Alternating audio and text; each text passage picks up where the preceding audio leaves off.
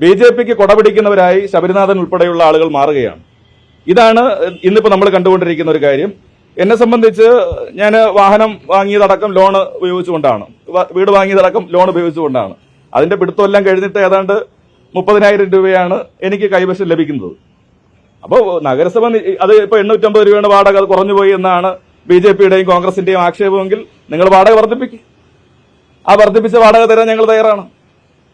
അപ്പോൾ ഇത്രയും നാൾ 7 വർഷമില്ലാത്ത ഒരു ആക്ഷേപം BJP ഉന്നയിക്കുകയും MLA അവിടെ നിന്ന് മാറ്റാൻ വേണ്ടി വാശി പിടിക്കുകയും ചെയ്യുമ്പോൾ അതിന് കുടപിടിക്കുന്ന നിലയിലേക്ക് ശബരിനാഥനെ പോലെയുള്ള ആളുകൾ മാറുന്നത് എന്തിനാണ് എന്ന് ആലോചിക്കണം.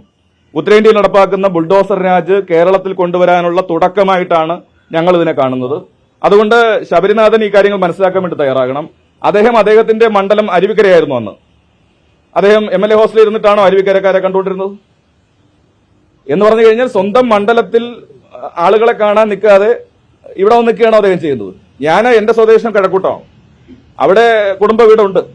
പക്ഷെ വട്ടിയൂർക്കാവിൽ വീടില്ലാത്തതുകൊണ്ട് ഇവിടെ വന്ന് ലോൺ എടുത്ത് വീട് വാങ്ങി ഇവിടെ താമസിക്കുകയാണ്. എന്തിനാ?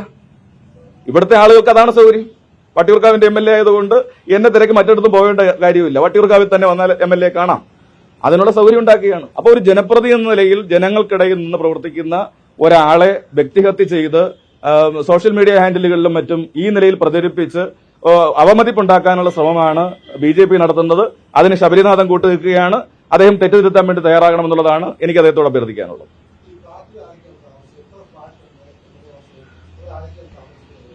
അല്ല, അത് MLA മാർക്ക് അവരുടെ ഗസ്റ്റിനെയോ അല്ലെങ്കിൽ ചിലപ്പോൾ മന്ത്രിമാരുടെ സ്റ്റാഫൊക്കെ റൂം ആവശ്യപ്പെടാം. അങ്ങനെയുള്ള ആളുകളെ താമസിപ്പിക്കാം. ഇപ്പൊ നമുക്ക് എത്രയോ ഉദാഹരണങ്ങൾ നമുക്ക് തന്നെ പറയാൻ വേണ്ടി കഴിയും. അപ്പൊ അവിടെ MLA മാർക്ക് അലോട്ട് ചെയ്യുകയാണ്. ഇപ്പൊ ഞാൻ MLA ആണെങ്കിൽ എനിക്ക് അവിടെ 50 രൂപ ഉള്ളു കേട്ടോ വാടക. അതും കൂടി വേണം, അവിടെ 50 രൂപയുള്ള വാടക. അതെന്തുകൊണ്ടാ? അത് ജനപ്രതിനിധിയുടെ ആയതുകൊണ്ട് നമുക്ക് തരുന്ന ഒരു ആനുകൂല്യമാണ്. ഒരു നിശ്ചിതമായ നാമമാത്രമായ തുക അവിടെ നിശ്ചയിച്ച് വാടക വാങ്ങുകയാണ്. അത് നമ്മൾ ഈ ശമ്പളത്തിൽ നിന്ന് പിടിക്കുകയാണ്, ഡിഡക്ട് ചെയ്യുകയാണ്. 50 രൂപ അതിൽ നിന്ന് പിടിക്കും. അപ്പൊ ഇത് അതിശയോക്തിപരമായി പറയുകയാണ്. ഈ ശബരിനാഥൻ ഈ തുക കൊടുത്തിട്ടല്ലേ നേരത്തെ വാടക എടുത്തിരുന്നത്?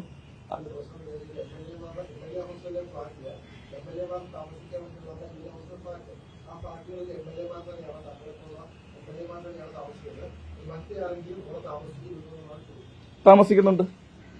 അതിൽ അതിശയോക്തി ഇല്ല. അതാണ് ഞാൻ പറഞ്ഞത്. ഒന്നുകിൽ MLA മാർക്ക് നിയമസഭാ സമ്മേളനം ചേരുമ്പോൾ അവിടെ വന്ന് തങ്ങാം, ഇല്ലെങ്കിൽ MLA മാരുടെ സ്റ്റാഫിന് താമസിക്കാം, അല്ലെങ്കിൽ MLA മാർ നിർദ്ദേശിക്കുന്നവർക്ക് അവിടെ താമസിക്കാം. അതിലൊന്നും അതിശയോക്തി ഇല്ല.